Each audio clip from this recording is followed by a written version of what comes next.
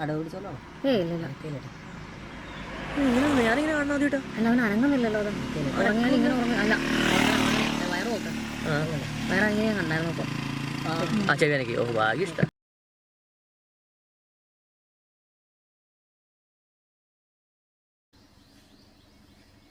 കിട്ടില്ല കുഴപ്പമില്ല നിൽക്കട്ടെ.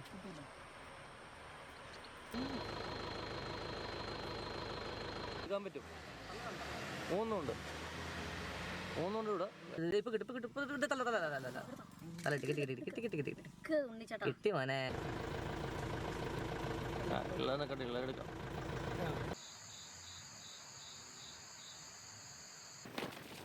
നമ്മൾ ഈ ആഴ്ച പോകുന്നത് നാടുകാണിച്ചുരം വഴി മുതുമല ടൈഗർ റിസർവാണ്.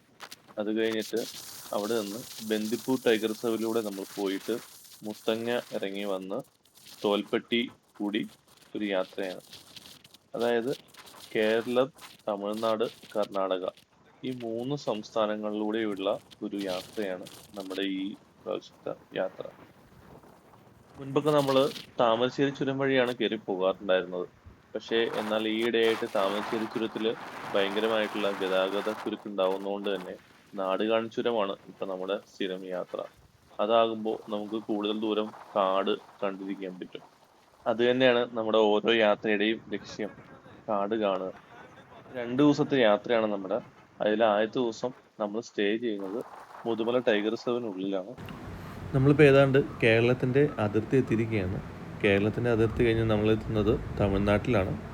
ഈ കാണുന്നതാണ് തമിഴ്നാട്ട് കേരള ബോർഡർ. ഈ വഴി നല്ല രസമുള്ള വഴിയാണ്.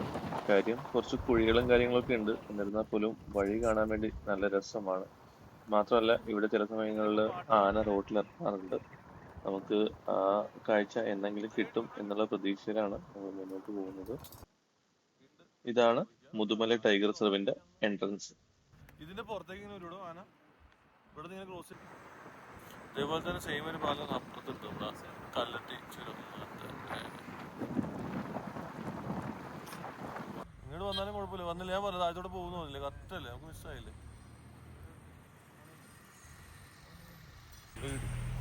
ഇപ്പൊ കണ്ട 2 ആനകളും ഇവിടുത്തെ തെപ്പേക്കാട് എലിഫന്റ് ക്യാമ്പിലെ ആനകളാണ്. അപ്പൊ അതുപോലെ തന്നെ നമുക്ക് ഈ പ്രാവശ്യവും ആദ്യം സൈറ്റിംഗ് തന്നത് മാനുകളാണ്, സ്പോട്ടഡ് ഡിയേഴ്സ്. ക്യാമറ നേരത്തെ കൈ പിടിക്കണ്ടായിരുന്നു.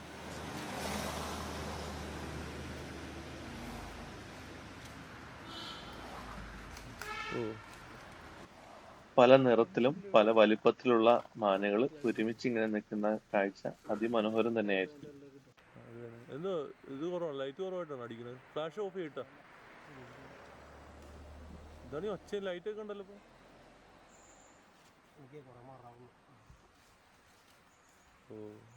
പോയാ പോരെ, ഫോണിക്കണെന്തിനാ? എന്ത് അച്ചടക്കത്തോടെയാണല്ലേ ആ മാനുകൾ ഇങ്ങനെ നിന്ന് പുല്ല് കഴിച്ചുകൊണ്ടിരിക്കുന്നത്. എല്ലാവരും ഒരുപോലെ ഇങ്ങനെ നിന്ന് കഴിക്കുന്നത്. മേഘമൊക്കെ തിളങ്ങിയത് തന്നെ, രക്ഷയില്ല. കാട്ടുകുഞ്ഞാലില്ലേ,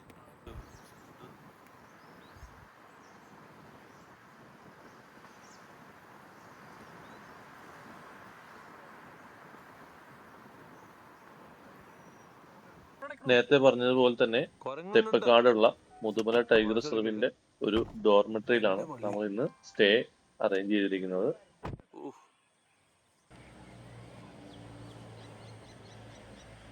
നല്ല ലൈറ്റ് അല്ലേ, ആ ബാക്ക്ഗ്രൗണ്ട് തിളങ്ങണ തട്ടിങ്കൊല്ലം മണ്ണിന്റെ നോക്കും. ഹനുമാൻ കുറങ്ങേ കറക്റ്റ് ആ ഷാഡ് തട്ടിങ്കൊല്ലം മണ്ണിന്റെ നോക്കുന്നത്. ആരെങ്കിലും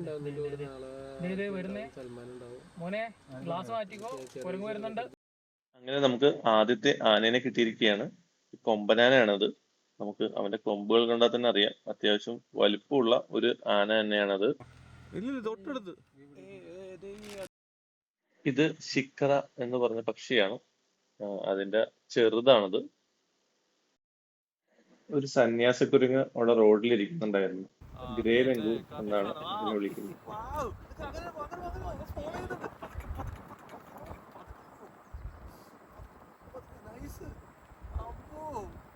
വണ്ടിയുടെ കിട്ടാൻ പാടില്ല ശരിക്കും. അതിന്റെ എൻട്രി പുറത്ത് വരുമ്പോഴേ ഇപ്പൊ എന്താ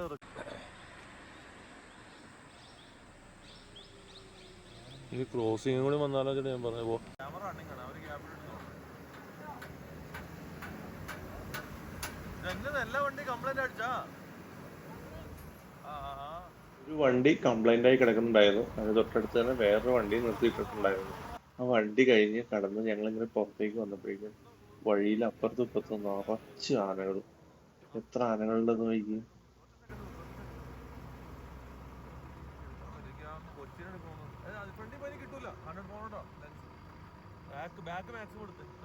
വലതുവശത്തായിട്ടൊരു ടൂ വീലറിൽ ചേട്ടൻ നിർത്തിയിട്ടിരിക്കുന്നത് നിങ്ങൾ ശ്രദ്ധിച്ചോന്നറിയില്ല. അവിടെ നിർത്തിയ സമയത്ത് തന്നെ ആ ആന ആ ചേട്ടനെ ചാർജ് ചെയ്യാൻ വേണ്ടി ചെറുതായിട്ട് നോക്കിയിരുന്നു.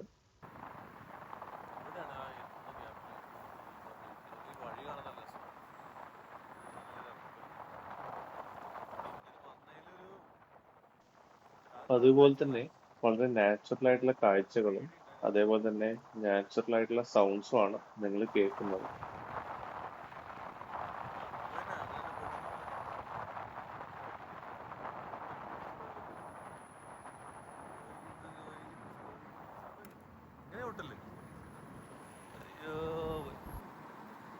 അടിപൊളി.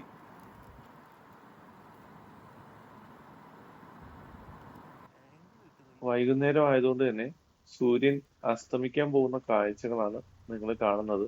ആ സമയത്ത് ആകാശത്തിനെല്ലാം ഒരു പ്രത്യേക നിറമായിരിക്കുമല്ലോ.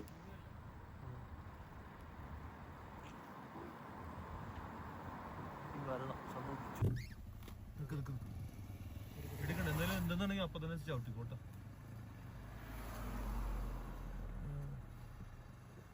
നല്ല വലിപ്പം ഇത്ര അടുത്തുകൊണ്ട് നിർത്തേണ്ടിയിരുന്നില്ല. എന്താ ആ ആനയുടെ വലിപ്പം! അത് മാത്രല്ല നല്ല കൊമ്പിന്റെ വലിപ്പം കണ്ട. കാറിന്റെ ബാക്കിലേക്ക് എടുത്താൽ അത്രയും കയറ്റി നിർത്തണ്ട. ഒരു പിടിയാനയാണ് ആദ്യം കണ്ടത്. അതിനുശേഷം നോക്കിയപ്പോ തൊട്ടപ്പുറത്ത് ഒരു കൊമ്പനാനയും കൂടി ഉണ്ടായിരുന്നു. അകത്ത് എവിടെ ഇട്ടോ? ഓ ലെഫ്റ്റ് സൈഡില് നമുക്ക് ഇങ്ങോട്ട് പോകുമ്പോ കിട്ടും കേട്ടോ. കുറച്ച് ഫ്രണ്ടിൽ പോയി കഴിഞ്ഞാൽ കിട്ടും. അത് കുഴപ്പമില്ല, അവന്മാരെ നിർത്തിക്കോട്ടെ, ഒരു പ്രശ്നമില്ല.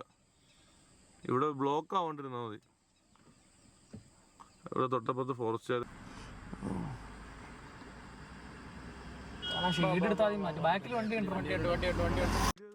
പുറകിലുള്ള കൊമ്പൻ കാര്യമായിട്ട് അങ്ങോട്ട് പ്രസാദിച്ചു തന്നില്ല. മാത്രമല്ല വണ്ടികൾ വരുന്നോണ്ട് തന്നെ ഞങ്ങൾ വേഗം അവിടുന്ന് പോയി. കേട്ടിടും, അവൻ പോട്ടെ. കൈ കാണിക്കുക, ഒന്നും പറ്റില്ലെങ്കിൽ റൈറ്റ് കൈ കാണിക്കുക, അവൻ കയറി പൊക്കോളും. അപ്പൊ അവന്റെ വെളിച്ചത്തിൽ നമുക്ക് എടുക്കാൻ പറ്റും. മൂന്നുണ്ട് ഇവിടെ, വേറെ നിൽക്കുന്നു. ഈ പ്രാവശ്യത്തെ നമ്മുടെ വീഡിയോയ്ക്ക് വലിയൊരു പ്രത്യേകതയുണ്ട്. കാരണം നമ്മൾ ഈ വീഡിയോ ഒരു സഫാരി പോയപ്പോൾ എടുത്ത വീഡിയോ ഒന്നുമല്ല. നമ്മൾ റൂട്ടിൽ കൂടെ, അതായത് മെയിൻ റൂട്ടിൽ കൂടെ ചുമ്മാ പോയപ്പോൾ കണ്ട കാഴ്ചകളും കാര്യങ്ങളും മാത്രമാണ് ഈ വീഡിയോയിൽ. ബന്ദിപ്പൂർ ടൈഗർ റിസർവിന്റെ പഴയ സഫാരി പോയിന്റ് ആണ് ഇവിടെ. അവിടെ ഒരു ആനയുടെ പ്രതിമ ഇങ്ങനെ ഉണ്ടാക്കി വെച്ചിട്ടുണ്ട്. ആ പ്രതിമയുടെ അടുത്ത് തന്നെയായിട്ട് 2 ആനകൾ നിൽക്കുന്നുണ്ടായിരുന്നു. അത് മാത്രമല്ല വലതുവശത്ത് 3ഓ 4ഓ ആനകൾ. അങ്ങനെ മൊത്തം എത്ര ആനകൾ ഉണ്ടെന്ന് പോലും നമുക്ക് മനസ്സിലാക്കാൻ പറ്റുന്നില്ല. കാര്യം ഇരുട്ടായതുകൊണ്ട് തന്നെ ആനകളെ ശരിക്കും കാണാനും ബുദ്ധിമുട്ട് വരുന്നുണ്ട്.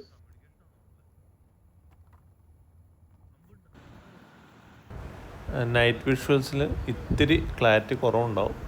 എന്നിരുന്നാലും നല്ല രീതിയിൽ നിങ്ങളിലേക്ക് എത്തിക്കാൻ ശ്രമിച്ചിട്ടുണ്ട് മാക്സിമം.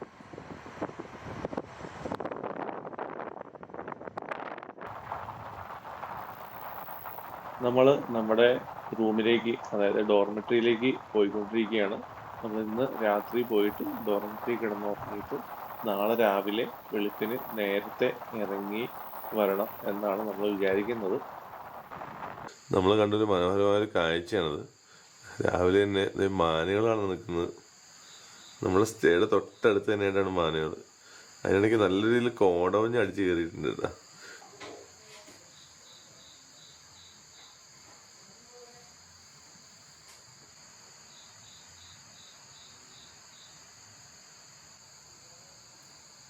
ആ കണ്ണുകൾ തിളങ്ങുന്നത് മാനുകളുടെയാണ്.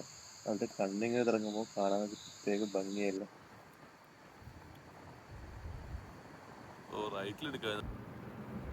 നിങ്ങൾ കാണുന്നത് കാട്ടികളുടെ ഒരു കൂട്ടമാണ്. നേരം വെളുക്കാത്തതുകൊണ്ട് തന്നെ വിഷ്വൽസ് കിട്ടാൻ ഇത്തിരി ബുദ്ധിമുട്ടായിരുന്നു. അതിന് തൊട്ട് മുമ്പായിട്ട് നമുക്ക് ഒരു കരടീനെ കിട്ടിയിരുന്നു. കരടി കുറച്ച് ഉള്ളിലായിട്ട് ഇരിക്കുകയായിരുന്നു. നമ്മളതിനെ കണ്ടെങ്കിലും അത് പെട്ടെന്ന് തന്നെ ഓടിപ്പോയി. പിന്നെ ഇരുട്ടായിരുന്നു, അതുകൊണ്ട് വിഷ്വൽസ് ഒന്നും എടുക്കാൻ പറ്റിയില്ല. ക്യാമറ എടുക്കണു, അടുത്ത ക്യാമറ ഫോട്ടോ എടുക്കലട്ടാ, വീഡിയോ എടുക്കുക. കാരണം ലൈറ്റ് കയറൂല ക്യാമറയിൽ ഈ സമയത്ത്. അവൻ നോയിക്കൊണ്ടിരിക്കുന്നുണ്ട്.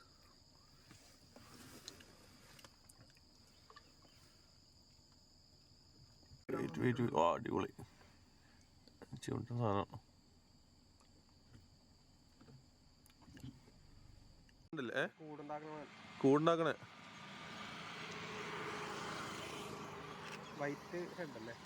ഒരു പ്ലെയിൻ അല്ലേ, അത് ലൈറ്റ് അടിക്കുമ്പോൾ അടുത്താണ്. വീഡിയോ എടുക്കുകയാണ്, ഞാൻ വീഡിയോ എടുക്കുന്നത്.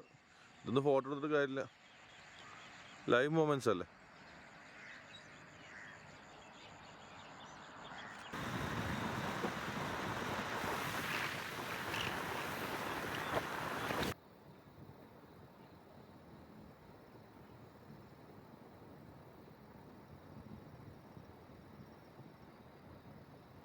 നമ്മൾ വീഡിയോ എടുത്തുകൊണ്ടിരിക്കുകയായിരുന്നു. നമ്മുടെ ഫോണിൻ്റെ അവസ്ഥ ഒന്ന് നോക്കി, വെള്ളമൊക്കെ വന്ന് മിസ്റ്റ് വന്ന് അടിച്ച് കയറിയിട്ട് ഫോൺ ഡിസ്പ്ലേ ഒക്കെ നനഞ്ഞ്. നമ്മുടെ നാട്ടിൽ, പ്രത്യേകിച്ച് വയനാട്ടിൽ ഇപ്പോൾ നടന്നുകൊണ്ടിരിക്കുന്ന മാൻ ആനിമൽ കോൺഫ്ലിക്റ്റ്, അതിനുള്ള ചില കാരണങ്ങളെക്കുറിച്ച് കൂടി ഇത് ഈ വീഡിയോയിൽ ഒന്ന് പറഞ്ഞു കൊള്ളട്ടെ. നമ്മൾ മനുഷ്യർ ഏറ്റവും കൂടുതൽ ചോദിക്കുന്ന ചോദ്യങ്ങളിലൊന്ന് ഇതാണ്: എന്തുകൊണ്ടാണ് മൃഗങ്ങൾ കാട്ടിൽ നിന്ന് നാട്ടിലേക്ക് ഇറങ്ങി വരുന്നത്? അതിനുള്ള കാരണം നിങ്ങൾക്ക് ഈ വീഡിയോ കണ്ടാൽ തന്നെ മനസ്സിലാവും. ഈ വീഡിയോയിൽ തന്നെ നിരവധി അധിനിവേശ സസ്യങ്ങളെ നിങ്ങൾക്ക് കാണാൻ സാധിക്കും. കൊങ്ങിണിപ്പൂ അല്ലെങ്കിൽ കമ്മ്യൂണിസ്റ്റ് പച്ച, ഇവയെല്ലാം നമ്മുടെ കാടിൻ്റെ, അതായത് സ്വാഭാവികമായ കാടിനെ കാർന്നു തിന്നുകൊണ്ടിരിക്കുകയാണ്. 100% കാട് ഉണ്ട് എന്ന് പറയുന്നിടത്ത് ഇത് വെറും 40-50% മാത്രം കാടായി മാറുകയാണ്. ഇതിൽ തന്നെ വയനാടൻ കാടുകളെ ഏറ്റവും കൂടുതൽ ബാധിക്കുന്നത് സെന്ന സ്പെക്ടാബിളിസ് അല്ലെങ്കിൽ കൊന്ന എന്നറിയപ്പെടുന്ന ചെടിയാണ്. ഈ ചെടി ഏതൊക്കെ രീതിയിൽ നമ്മൾ നശിപ്പിക്കാൻ ശ്രമിച്ചാലും അത് പിന്നെയും ഭൂമിയിൽ നിന്ന് വളർന്നു വരും. ബാക്കിയുള്ള കാട്ടിൽ മുഴുവൻ ഉള്ളത് ഈ അധിനിവേശ സസ്യങ്ങളാണ്. ഈ അധിനിവേശ സസ്യങ്ങൾ ഉള്ളതുകൊണ്ട് തന്നെ മാൻ മുതലുള്ള എല്ലാ മൃഗങ്ങൾക്കും അവരുടെ ഭക്ഷണത്തിന് പല വിധത്തിലുള്ള ബുദ്ധിമുട്ടുകൾ നേരിടേണ്ടി വരുന്നതാണ്. സ്വാഭാവികമായും തീറ്റ കിട്ടാതെ വരുമ്പോൾ ഈ മൃഗങ്ങൾ കാട് കടന്ന് നാട്ടിലേക്ക് വരുന്നതാണ്. അതുപോലെ തന്നെ ജലദൗർലഭ്യം, അതും ഒരു വലിയൊരു ഫാക്ടറാണ്. കാടിനുള്ളിൽ മാർച്ച്, ഏപ്രിൽ, മെയ് മാസങ്ങളൊക്കെ ആകുമ്പോൾ തന്നെ വെള്ളം തീരെ കുറയും. അങ്ങനെ വെള്ളം കിട്ടാതെയാകുമ്പോൾ അവർ വെള്ളം അന്വേഷിച്ചും അതേപോലെ ഭക്ഷണം അന്വേഷിച്ചും കാടിന് പുറത്തേക്ക് വരാൻ നിർബന്ധിതരായി തീരും. ഞാനിങ്ങനെ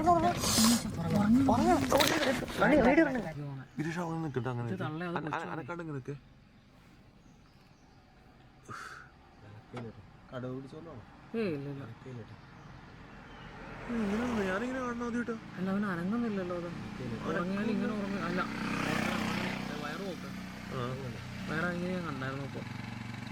ആ ചെവി എനിക്ക് ഭാഗ്യം ഇഷ്ടം. എനിക്കും കണ്ടപ്പോ ഒരു പേടിയായി. കാര്യം ഞാൻ അങ്ങനെ കാര്യം എക്സ്ക്ലൂസീവ് കിട്ടും. ഇതിന്റെ കുഞ്ഞാണത്. ഇങ്ങനെ കിടന്നുറങ്ങും.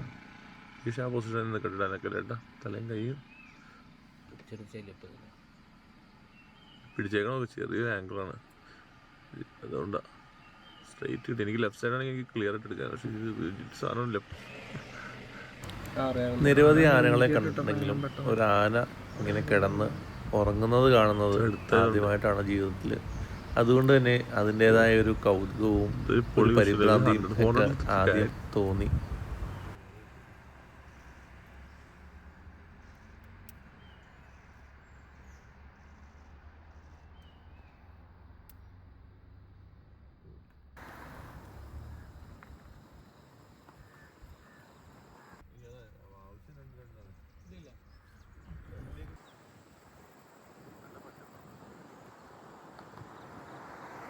പ്രത്യേക പച്ചപ്പല്ലേ, ദൂരത്തേക്ക് കാണാനും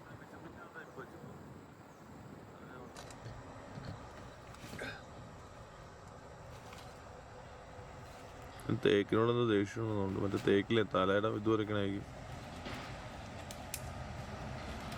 അതിനിടയ്ക്ക് വരുന്ന ഫോട്ടോയ്ക്ക് പോസ് ഇടണം. മാങ്കൂട്ടമല്ല, മാൻ്റെ കൂട്ടം. ദൈവം എടുത്തോണ്ടൊന്ന് പൂര ഫ്രെയിം പിടിച്ചിട്ടുണ്ടായിരുന്നു. നമ്മളെ കാണുന്നത് ആനയുടെ കാൽപ്പാടുകളാണ്. ഇവിടെ ഒരു വാട്ടർ ബോഡി ഉണ്ട്. നിങ്ങളീ പലരും ചിലപ്പോൾ ഇത് കണ്ടു കാണും. നല്ല ഭംഗിയുള്ള സ്ഥലമാണിത്. മുത്തങ്ങ ചെക്ക് പോസ്റ്റിൻ്റെ ഒരു ഏരിയ ആണ്.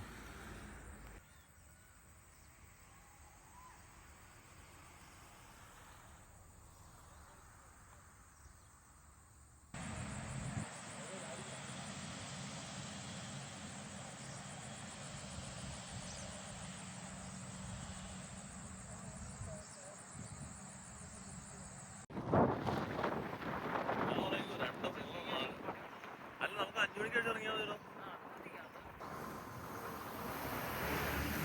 കാണിക്കും. ഞങ്ങൾ വണ്ടി കയറി പോകുമ്പോൾ മലക്കപ്പുറം റൂട്ടിൽ എപ്പോഴും ആൾക്കാർ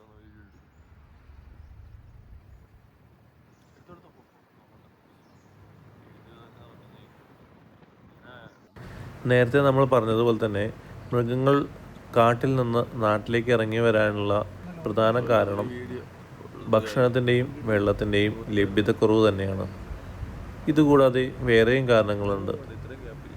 പ്രായമാകുമ്പോൾ ചില മൃഗങ്ങൾക്ക് കാട്ടിൽ നിന്ന് ഇരപിടിക്കാൻ ബുദ്ധിമുട്ട് വരും. അപ്പോൾ അവർ നാട്ടിലേക്ക് വരും. നാട്ടിൽ കുറച്ചും കൂടി എളുപ്പത്തിൽ ഇരപിടിക്കാൻ പറ്റുമല്ലോ. പിന്നെ ടൈഗർ അല്ലെങ്കിൽ എലിഫൻസൊക്കെ ഈ ഫൈറ്റിലൊക്കെ ഏർപ്പെട്ട് കഴിഞ്ഞാൽ അവർക്ക് പല രീതിയിലുള്ള മുറിവുകളുണ്ടാവും. അപ്പം അങ്ങനെ മുറിവുകളുണ്ടാകുമ്പോൾ അവർക്ക് ഇരപിടിക്കാൻ വേണ്ടി ബുദ്ധിമുട്ട് വരും. അപ്പോഴും അവർ നാട്ടിലേക്ക് ഇറങ്ങി വരും. നമ്മളതൊന്നും ശ്രദ്ധിക്കില്ല.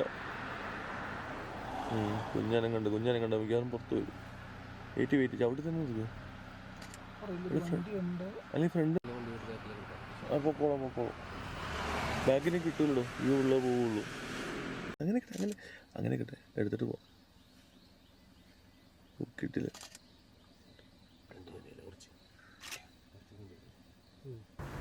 നമ്മൾ ഇന്ന് കണ്ട ആനക്കൂട്ടത്തിൽ പല ആനക്കൂട്ടത്തിലും ചെറിയ കുഞ്ഞ് ആനകളുണ്ടായിരുന്നു. ഈ കുഞ്ഞ് ആനകളെ എപ്പോഴും തള്ള ആനകൾ അവരോട് ചേർത്തി നിർത്തും. അത് അവരെ പ്രൊട്ടക്റ്റ് ചെയ്യാൻ വേണ്ടിയിട്ടാണ്. അങ്ങനെ കുഞ്ഞ് ആനകൾ ഉള്ള ആനകൾ അല്ലെങ്കിൽ ആനക്കൂട്ടം എപ്പോഴും ഇത്തിരി അധികം അഗ്രസീവായി കാണാറുണ്ട്. അപ്പം അതുകൊണ്ട് തന്നെ കുഞ്ഞ് ആനകളുടെ കൂട്ടത്തിനടുത്ത് എപ്പോഴും നമ്മൾ ഇത്തിരി ദൂരം പാലിക്കണം.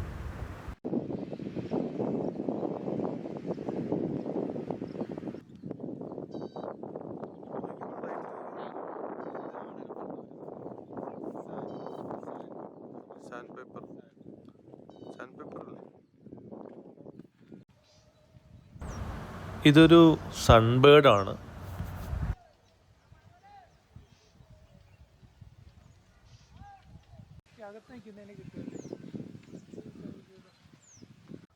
എന്നെ ഫോട്ടോ എടുക്കാൻ നോക്കുമ്പോൾ പ്രശ്നമുള്ളൂ. നിനക്ക് വരുമ്പോൾ നേരെ വീഡിയോയിലേക്ക് മറ്റേ വീഡിയോ എടുക്കുക. സാധനം കിട്ടും. ഇപ്പോൾ കിട്ടില്ല എന്നുള്ള വിഷമം വരില്ല. ഒറ്റ മിനിറ്റ്. ലോറി വരുന്നുണ്ട്, നമുക്ക് അധികം നിർത്താൻ പറ്റൂല. അല്ല, അത് പൊക്കോളും. റൈറ്റ് കയറി പൊക്കോളും. റൈറ്റ് കയറി വണ്ടിയില്ല. ഇവർക്കൊക്കെ അറിയാമെന്ന് ഇവരൊന്നും അറിയാത്തവരല്ല. ഇത് ലെഫ്റ്റ് ഒതുക്കിക്കോ. മാക്സിമം ലെഫ്റ്റ് ഒതുക്കിക്കോ. ഗ്യാപ്പുണ്ട്. ഉള്ള ഒതുക്കിക്കോ. അടുത്ത് പോയി കഴിഞ്ഞാൽ കിട്ടുമല്ലോ. പിന്നെ അടുത്താണ്. ചാർജിങ്ങാ. നമുക്ക് പണി റിസ്ക്കാ. ഫീഡിങ് കാണുന്നുണ്ടോ? അല്ല, ഫീഡിങ് കാണുന്നുണ്ടോ? ഉണ്ടാവും ചെറുതല്ല. ഈ വണ്ടികൾ തന്നെ കറക്റ്റായിട്ടാ കേട്ടോ. എനിക്ക് ആവശ്യത്തിനായി അങ്ങനെയൊക്കെ കൊച്ചു അനുസരിച്ച് പോവാ. കിട്ടുന്നുണ്ട്, വീഡിയോ ഇട്ടുണ്ട്. കുഴപ്പമില്ല. അത് കറക്റ്റ് അതിന്റെ പൊസിഷനാണ്. ഇപ്പൊ തല കിട്ടി മോനെ.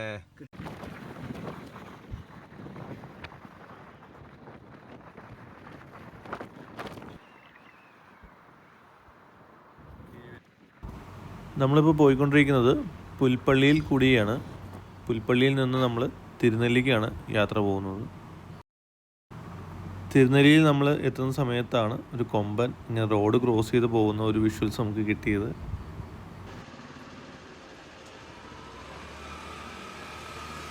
ആടി ഇത് പൊളി സാധനം കേട്ടാ. ഫ്രെയിമിൽ ഫോറസ്റ്റ് ഓഫീസ് എന്ന് പറഞ്ഞ ബോർഡും മലയണ്ണാനും കിടക്കാച്ചി ചാനും. മലയണ്ണ അല്ലെങ്കിൽ മലബാർ ജെയിൻസ് ഗ്രിൽ കാണാൻ തന്നെ വളരെ പ്രത്യേകതയുള്ളതാണ്. പല സ്ഥലത്തും ഇപ്പോൾ ഇവ മനുഷ്യന്മാരായിട്ട് നല്ല രീതിയിൽ അടുക്കാറുണ്ട്.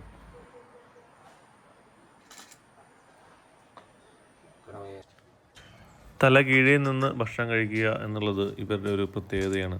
അത് കാണാൻ തന്നെ നല്ല രസവും. കണ്ടില്ലേ അത് തലകുത്തി നിന്ന് ഭക്ഷണം കഴിക്കാൻ നോക്കുന്നത്? എന്ത് രസമാണല്ലേ അത് കാണാൻ വേണ്ടി.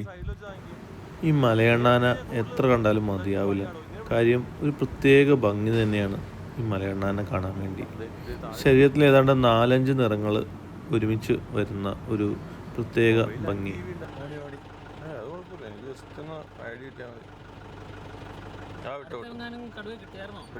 രാത്രി നമ്മളൊന്ന് തിരുനെല്ലി ഒന്ന് കറങ്ങിയതാണ്. ചുമ്മാ തിരുനെല്ലി അമ്പലം വരെ ഒന്ന് പോയതാണ്. ആ സമയത്ത് നമുക്ക് നല്ല രീതിയിലുള്ള കുറച്ച് വിഷ്വൽസ് കിട്ടി. ആ സമയത്ത് ഇഷ്ടംപോലെ മാനും അതേപോലെ കാട്ടികളും ആനയും എല്ലാം ഈ റോഡിലുണ്ടാവാറുണ്ട്. അതുകൊണ്ട് തന്നെയാണ് നമ്മൾ ആ സമയത്ത് പോയതും. നമ്മുടെ സ്വന്തം നാട്ടിൽ ഒരു കൊമ്പനാന, അതും ഇത്രയും കൊമ്പുള്ള ഒരു ആനേനെ കാണുമ്പോൾ അത് നമുക്കൊരു പ്രത്യേക സന്തോഷം തന്നെയല്ലേ നൽകുന്നത്.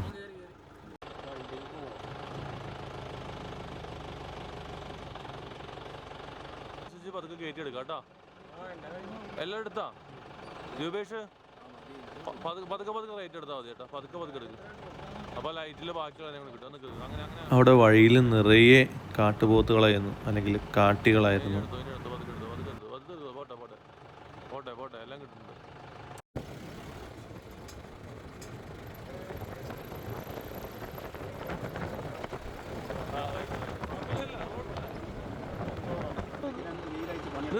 നിർത്തേട്ട് ബാക്കിയുള്ള പോവും കിട്ടും സാധനം.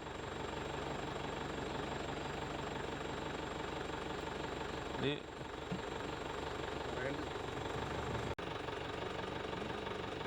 അങ്ങനെ നിൽക്കട്ടെ, അങ്ങനെ നിൽക്കട്ടെ. നല്ലപോലെ ക്യൂ ആയിട്ട് നടന്നുകൊണ്ട് വരും.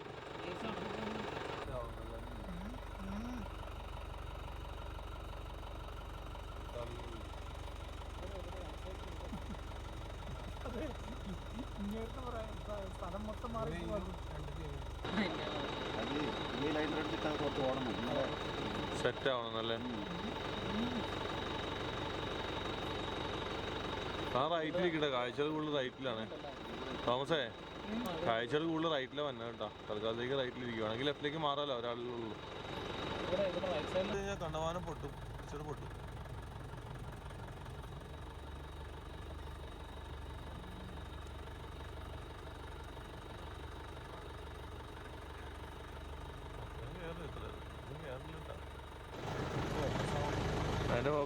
നല്ല ഫോക്കസായില്ലേ?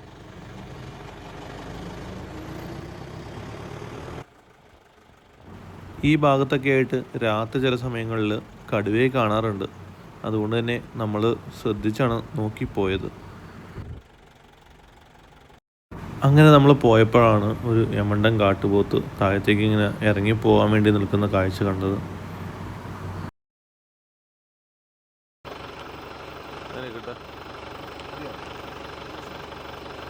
സ്ഥലത്തെ പ്രധാന പയ്യൻസ് എന്ന് പറഞ്ഞ പോലെ തിരുനെല്ലിയിലെ പ്രധാന കൊമ്പനാണ് ഇവനെന്ന് തോന്നുന്നു. നല്ല ഭംഗിയുണ്ട് കാണാൻ വേണ്ടി. കൊമ്പോ എനിക്ക് ഉറപ്പുള്ള കേസല്ലേ, അവനെടുക്കൂല. തിരിഞ്ഞണ്ട, ജസ്റ്റ് ഒന്ന് തിരിഞ്ഞിട്ടുണ്ട് ലൈറ്റ്. ഇനിയിപ്പോ പെട്ടെന്ന് പോകണ്ട ചേട്ടാ, വെയിറ്റ് ചെയ്യും.